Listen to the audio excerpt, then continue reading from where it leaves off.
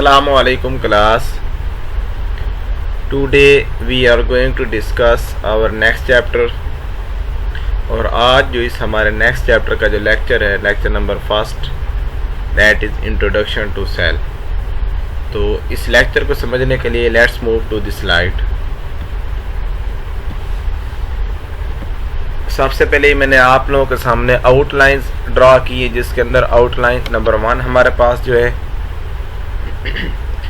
उसके अंदर हमने डिस्कस करना है कि व्हाट आर सेल्स, कि सेल है क्या जी, why are more cell small, कि सेल इतने छोटे क्यों होते हैं, सेल मेम्ब्रेन क्या है जी, स्ट्रक्चर ऑफ सेल मेम्ब्रेन, उसके बाद उसके क्रॉस जो मूवमेंट होती है, simple diffusion, facilitated diffusion, osmosis, filtration, active transport जिसमें एंडोसाइटोसिस है, एक्सोसाइटोसिस है, साइटोप्लाज्म, ऑर्गेनेली उसके अंदर कौन कौन से हैं, जिसके अंदर हमारे पास नेक्स्ट आउटलाइन के अंदर राइबोसोम्स हैं जी, endoplasmic reticulum, Golgi apparatus, lysosomes, mitochondria, cytoskeleton, cilia and flagella जिनका मूवमेंट के साथ ताल्लुक है, सेंट्रियोल्स एंड माइक्रोट्यूब्यूल्स हमने ये भी पढ़ने इंशाल्लाह, वैक्यूल्स।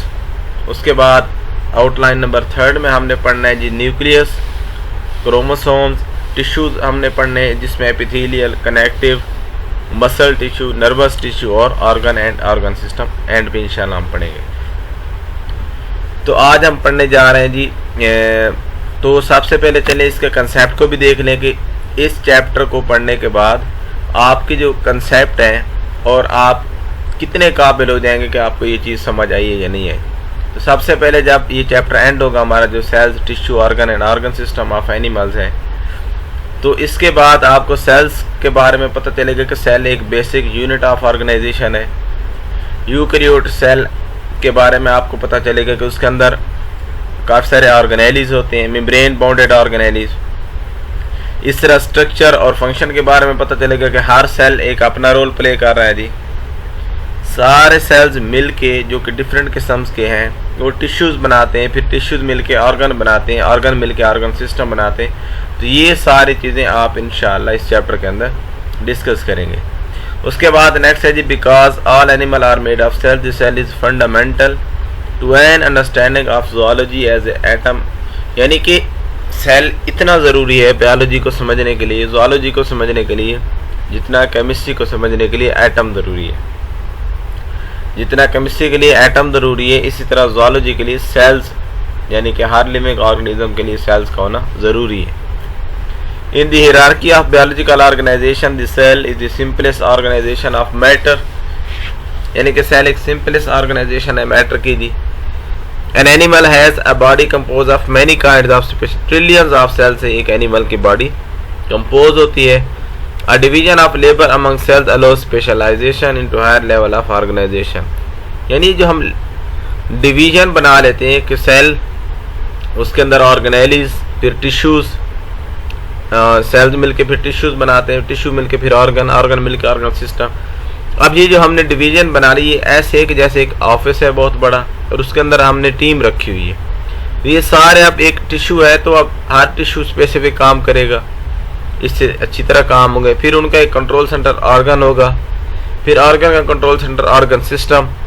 इस तरह ये सारे चीज़ें फिर ये मिलके इकट्ठे काम जब करेंगे तो इससे ये होगा कि हाई लेवल का जो काम होगा इनके अंदर और ज़्यादा ये फंक्शन को परफॉर्म कर सकेंगे।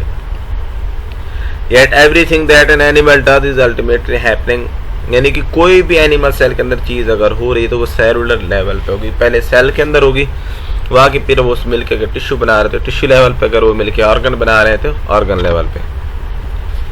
नेक्स्ट है जी what are cells. Cells are the functional unit of life.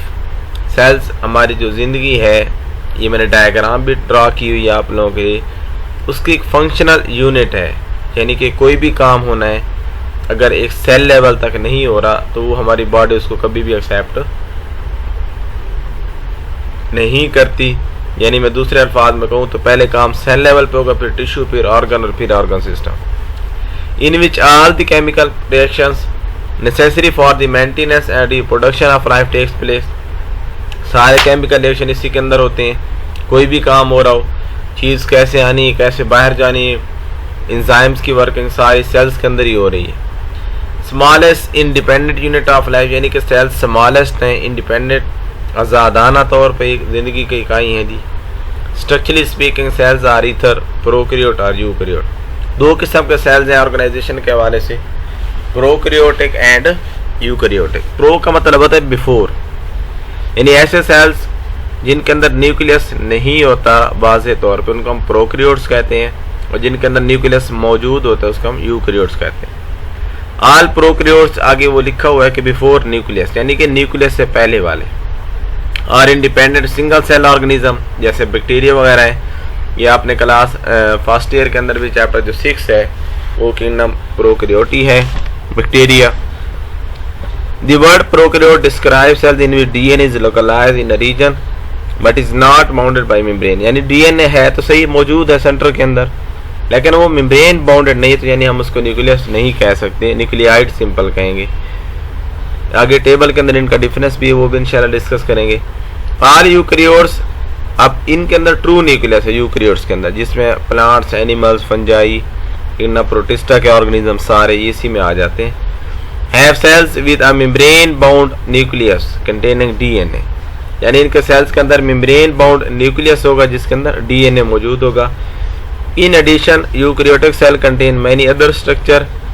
अब यूकैरियोटिक सेल्स के अंदर सिर्फ न्यूक्लियस नहीं, बाकी भी मेम्ब्रेन बाउंड स्ट्रक्चर हैं जिनको हम लिटिल ऑर्गन्स भी कहते हैं। ऑर्गेनेलिस का मतलब होता है लिटिल ऑर्गन्स, तो उनको हम ऑर्गेनेलिस कहते हैं, जिसमें माइटोकॉन्ड्रिया डायग्राम के अंदर आप देख सकते हैं, गोल्जी अपरेटस है, एंडोप्लाज्मिक रेटिकुलम वगैरह, ये सारे इसके ऑर्गेनेलिस हैं सेल के, और यूकैरियोट के सेल्स के। Eukaryotic cells also have a network of specialised structures called filaments and tubules organised into cytoskeleton which gives shape to the cell, यानी कि इसके अंदर फिलामेंट्स धागे की तरह के स्ट्रक्चर होते हैं, ट्यूब्यूल्स लाइक होते हैं जो सेल को शेप देते हैं, उसकी मूवमेंट को अलाउ करते हैं, उसके सारे प्रोसेस को कंट्रोल करते हैं।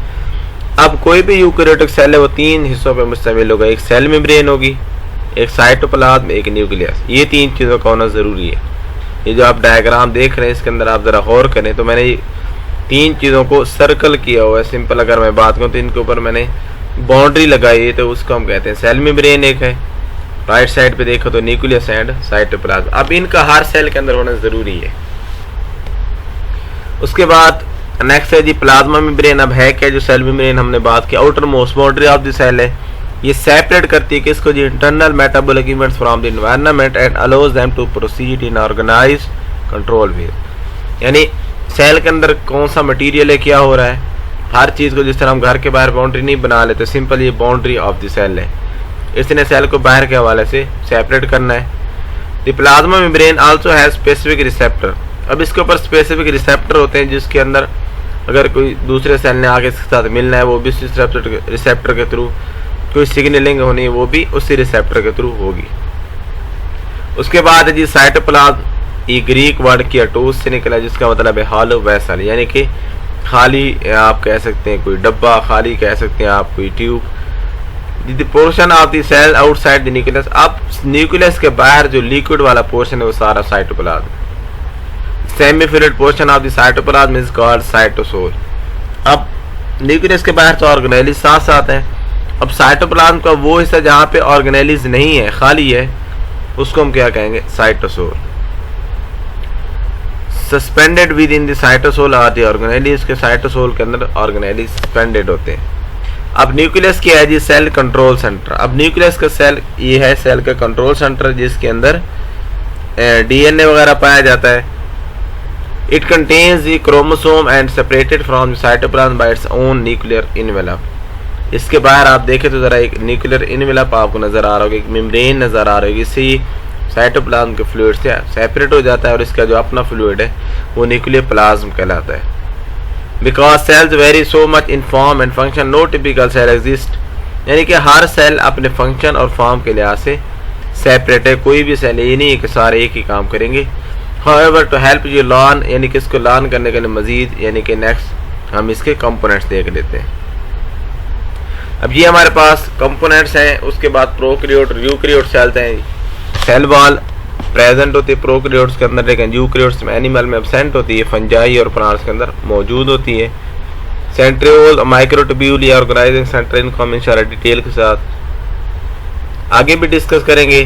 तो सेंट्रियोल ये प्रोकैरियोट्स के अंदर एब्सेंट होते हैं, लेकिन एनिमल्स के अंदर प्रेजेंट होते हैं और प्लांट्स के अंदर भी एब्सेंट होते हैं। क्लोरोप्लास्ट ये क्योंकि ऑटोट्रॉफ है, बैक्टीरिया भी तो उनके अंदर भी होंगे किसी हद तक, और प्लांट्स और एल्गी के अंदर तो होते ही हैं क्योंकि वो भी ऑटोट्रॉफ है। एनिमल्स के अंदर ही एब्सेंट होते हैं और फंजाई के अंदर। जेनेटिक मटेरियल इसके अंदर सिंगल सर्कुलर क्रोमोसोम डीएनए है, लेकिन अगर यूकैरियोट्स की बात करें तो उसके अंदर मल्टीपल क्रोमोसोम है जिसमें डीएनए मौजूद होता है प्रोटीन्स के साथ। सीलिया वगैरह यहाँ पे लिखा हुआ है एब्सेंट, लेकिन ये सीलिया मौजूद होते हैं प्रोकैरियोट के अंदर, बैक्टीरिया के अंदर। कुछ के मेजॉरिटी के अंदर नहीं होते तो इसीलिए वो एब्सेंट लिखा हुआ है। तो कुछ के अंदर होते हैं, कुछ के अंदर नहीं होते। लेकिन अगर हम यूकैरियोट्स की बात करें तो यहाँ पे प्रेजेंट इन सम सेल्स, यहाँ पे भी मौजूद होते हैं। साइटोस्केलेटन ये एब्सेंट होता है प्रोकैरियोट्स के अंदर, यूकैरियोट्स के अंदर प्रेजेंट होते हैं। एंडोप्लाज्मिक रेटिकुलम की मेम्ब्रेन बाउंडेड है, ये भी एब्सेंट होगा प्रोकैरियोट्स में, यूकैरियोट्स में प्रेजेंट होगा। फ्लैजेलम ग्लाइकोलिक्स ये भी अब प्रेजेंट होते हैं कभी कभार, यानी कि प्रोकैरियोट्स के अंदर कुछ के अंदर होते हैं, कुछ के अंदर नहीं होते, लेकिन यूकैरियोट्स में भी कुछ सेल्स के अंदर ये मौजूद होते हैं। गोल्गी अपरेटस वगैरह ये सारे membrane bound organelle, mitochondria, lysosome ये सारे एब्सेंट होते हैं प्रोकैरियोट्स में, यूकैरियोट्स में प्रेजेंट होते हैं। अब प्लाज्मा मेम्ब्रेन, न्यूक्लियस और वेजिकल, अब ये यूकैरियोट्स में भी होंगे, प्रोकैरियोट्स में भी होंगे। इस तरह वैक्यूल, राइबोसोम ये प्रोकैरियोट्स में भी होंगे, यूकैरियोट्स में भी होंगे। तो ये आपने इनकी डिफरेंस को याद अच्छी तरह करना है। ये यूकैरियोट्स का सेल है जी, जिसके अंदर न्यूक्लियस से organelle bounded by plasma membrane, और दूसरी साइड पे आपको बैक्टीरिया यानी कि प्रोकैरियोट्स का एक सेल नज़र आ रहा है जिसके अंदर ये सारे ऑर्गेनेलीज वगैरह नहीं होते। अब ये मैंने सिंपल हायरार्की आप लोगों के लिए ड्रा की है, जिसके अंदर सबसे जो छोटा लेवल है वो एटम का है जी, फिर मॉलिक्यूल्स, फिर मैक्रोमॉलिक्यूल्स, फिर मेम्ब्रेन यानी कि ऑर्गेनेलीज, मेम्ब्रेन मिलके फिर ऑर्गेनेलीज और फिर सेल्स। अब सेल जो है ये इटसेल्फ लिविंग है, सेल इटसेल्फ लिविंग है, इसलिए हम कहते हैं structural functional unit of life. इससे पहले लाइफ है ही नहीं। लाइफ की कैरेक्टरिस्टिक्स यही है कि वो सेल पे मुश्तमिल हूँ। अगर हम लाइफ को लिविंग कहेंगे, वो जो सारी प्रॉपर्टीज है वो इस सेल्स के अंदर है। ऑर्गेनेलीज भी नॉन लिविंग है, मेम्ब्रेन भी नॉन लिविंग है, मॉलिक्यूल्स भी नॉन लिविंग है, एटम्स भी नॉन लिविंग है। तो सेल, इसलिए हम इससे आगे सारी जो लाइफ है वो इंक्रीज होती जाती है, यानी कि लिविंग है और कॉम्प्लेक्सिटी सॉरी इसके अंदर इंक्रीज हो रही है। सेल्स मिलकर टिश्यू बनाते हैं, जो टिश्यू मिलकर फिर ऑर्गन्स, और ऑर्गन मिलकर ऑर्गन सिस्टम, और फिर ऑर्गन सिस्टम मिलकर इंडिविजुअल यानी कि एक एनिमल बन जाता है। तो एटम से जैसे जैसे हम हायर लेवल की तरफ जाएंगे कॉम्प्लेक्सिटी बढ़ती जाएगी, लेकिन जब हम एटम की तरफ आएंगे तो कॉम्प्लेक्सिटी कम होती जाएगी। दूसरी साइड पे जहाँ पे एक आदमी खड़ा है, आप वो डायग्राम जरा गौर करें, तो एटम मिलके मॉलिक्यूल बना रहे हैं यानी वाटर। अब ये वाटर मिलकर ऑर्गेनेली यानी कि फर्ज क्या माइटोकॉन्ड्रिया बन रहा है। वाटर सिर्फ मॉलिक्यूल नहीं होगा, प्रोटीन होंगे, कार्बोहाइड्रेट्स होंगे। फिर ये मिलकर सेल, सेल मिलकर कोई टिश्यू बना रहे हैं, टिश्यू मिलके जो स्टोमिक बना रहे हैं, स्टोमिक मिलके ऑर्गन सिस्टम यानी कि डाइजेस्टिव सिस्टम बना रहे हैं, और फिर एक इंडिविजुअल बन रहा है। इस तरह नीचे दोबारा देखें तो फिर आपके पास एटम, मॉलिक्यूल्स, मैक्रो मॉलिक्यूल्स, ये आगे देखें ज़रा, फिर ऑर्गेनेली, फिर सेल, फिर टिश्यू आपके पास, और फिर ऑर्गन, एंड फिर ऑर्गन सिस्टम, और फिर इंडिविजुअल या ऑर्गेनिज्म। तो ये इस तरह एक लेवल चलता है हमारी बॉडी के अंदर कि किस तरह लोअर से हायर की तरफ। अब इस डायग्राम में देखें तो atom, molecules, cell, organ, organ system, organism, फिर ऑर्गेनिज्म जब मिलते हैं तो पॉपुलेशन, जब पॉपुलेशन मिलती है दूसरे लिविंग के साथ तो कम्युनिटी, जब कम्युनिटी नॉन लिविंग के साथ मिलती है तो इकोसिस्टम, और अर्थ का वो हिस्सा जहाँ पे लाइफ पॉसिबल है उसको हम कहते हैं बायोस्फीयर। उसके बाद मोस्ट सेल्स आर स्मॉल, बहुत सारे सेल छोटे होते हैं, माइक्रोस्कोप से देखते हैं, और कुछ सेल इतने बड़े जिस तरह एग्स वगैरह है वर्टिब्रेट्स के, और सबसे जो बड़ा सेल है वो शुतुरमुर्ग का जो एग है उसका होता है।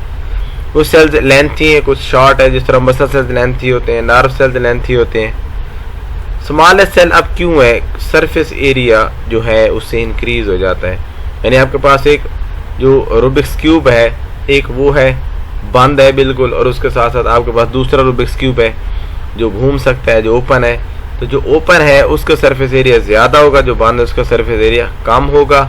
ये एक्सपेरिमेंटल प्रूफ है, और मैं इंशाल्लाह नेक्स्ट लेक्चर में इसको साबित भी करूँगा, साथ में इसको मैं आपको डायग्राम भी अच्छे तरीके से समझाऊँगा।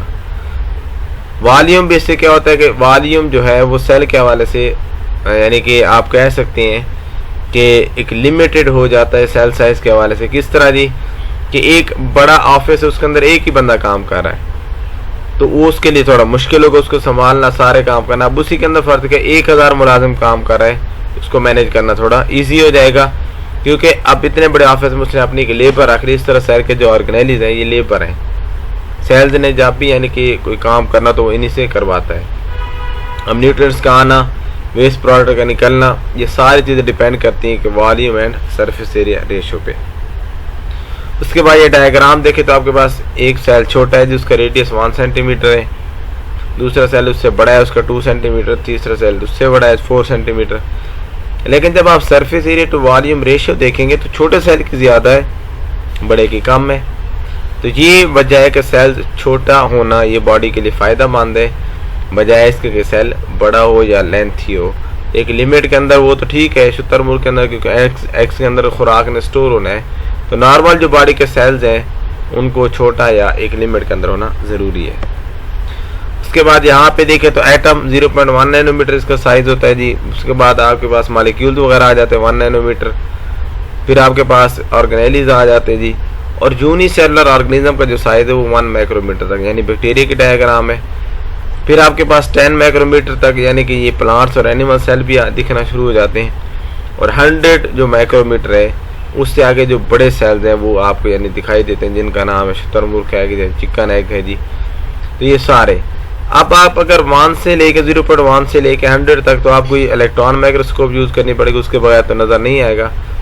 लेकिन 100 नैनोमीटर से लेके आप अगर फ़र्ज किया 1 मिलीमीटर तक या 5 मिलीमीटर तक चलते हैं तो फिर आपको लाइट माइक्रोस्कोप आप यूज़ कर सकते हैं, क्योंकि सेल का साइज़ इंक्रीज़ हो जाता है। और जब आप 100 माइक्रोमीटर से 1 मीटर तक जाते हैं जो कि अडल्ट है, वहाँ पे आपको नेक डाई से भी सेल नज़र आ जाएंगे। तो यहाँ तक ये आज का हमारा टॉपिक था। इंशाल्लाह नेक्स्ट लेक्चर में मुलाकात होगी नेक्स्ट टॉपिक के साथ। अल्लाह हाफिज़।